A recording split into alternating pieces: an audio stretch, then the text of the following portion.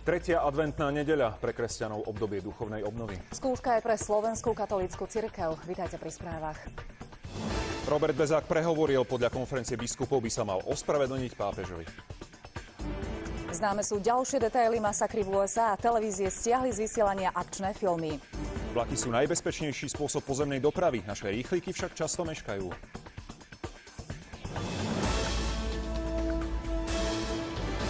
Pre vás dnes večer Slovensko 2012 Advent. Dnešný benefičný koncert Notabene bude vyvrcholením koncertov na pomoc ľuďom bez domova. Na jednotke pokračujeme s romantickým filmom Padlý aniel. Na dvojke si môžete pozrieť celovečerný debut Juraja Lehockého.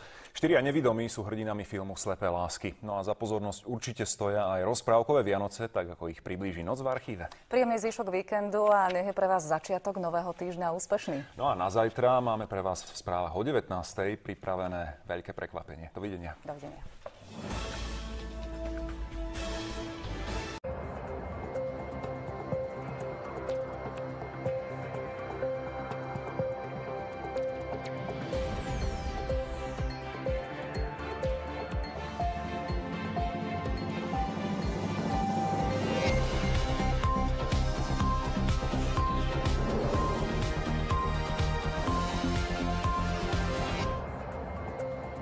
Dobrý večer z nového štúdia. Asi tušíte, presnejšie vidíte, čo bolo sľubované prekvapenie.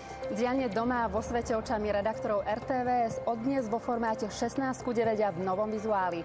Vítajte.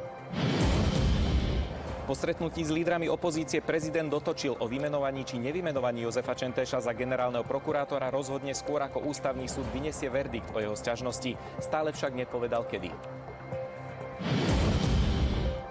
Detaily financovania Trnavskej arcidiecézy sa zamotávajú. Arcibiskup Robert Bezák mal vedieť, aký pôvod majú peniaze z USA.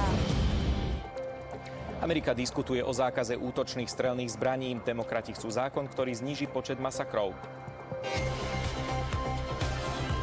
Iste ste si už všimli, že od dnešného dňa vysielame pre vás správy z nového štúdia.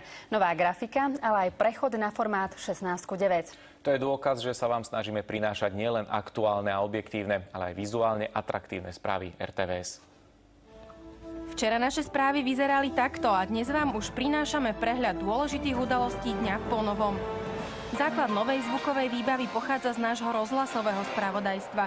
Aj takto prepájame obe zložky RTVS. Vizuál je úplne nový, nová grafika nám umožní, aby správy nielen lepšie vyzerali, ale aby ste vy, naši diváci, informácie dostávali v čo najzrozumiteľnejšej podobe. Sa nám tak podarilo posunúť spravodajstvo tam, kam patrí, na úroveň 21. storočia. Po dlhých rokoch oranžového pozadia prešli dnes správy RTVS do národných farieb. Bielej, modrej a červenej. Desiatkam ľudí od technikov cez grafikov až po spravodajcov sa za necelé 2 mesiace podarilo vytvoriť nové štúdio, zvučku aj grafiku. Prechod vysielania spravodajstva do formátu 16:9 je realizáciou stratégie manažmentu, kde je jasnou prioritou spravodajstvo. Táto zmena bola na televízne pomery pomerne krátkom čase a takmer výhradne o vlastných kapacitách. Sme samozrejme menili aj zvučku, všetky grafické prvky, predstavovacie lišty, koniec koncov aj réžiu tohto spravodajského štúdia. Vymenili sme monitorové steny. A prečo je prechod na formát 16:9 taký podstatný?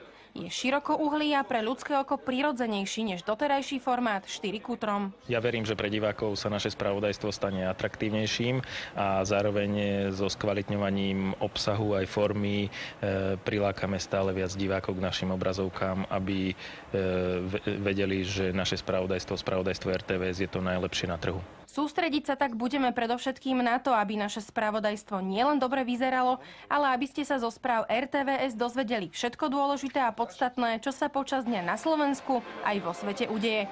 Katarína Tehlárová, RTVS.